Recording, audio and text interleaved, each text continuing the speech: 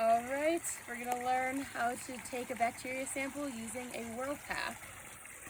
So you'll find the Whirl-Paks inside your little baggies that also have your water sampling bottles and gloves. First thing you're going to want to do is put your gloves on.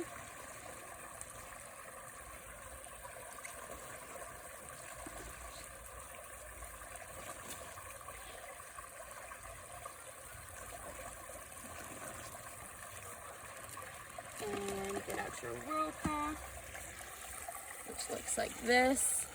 These ones are 500 milliliter Whirl-Paks. You may get a smaller one that's about 100 milliliters. The 100 milliliter ones will have a line on them that you'll want to fill up to. These we're just going to try to fill most of the way up. And I'm going to get in the tree. I'm going to get in downstream of where I'm going to collect the sample.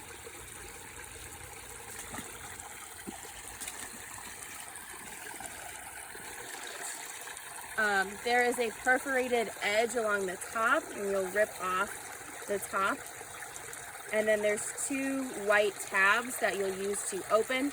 You don't want to touch in the bag at all. It's a sterile environment in there, so you don't want to introduce any bacteria.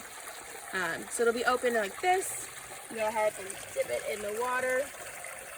Look, that was a little too high, so I'm going to dump it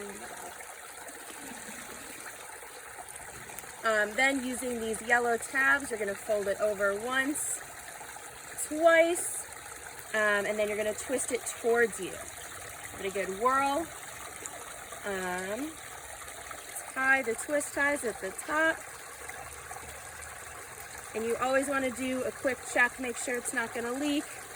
That looks good. And you have your bacteria sample.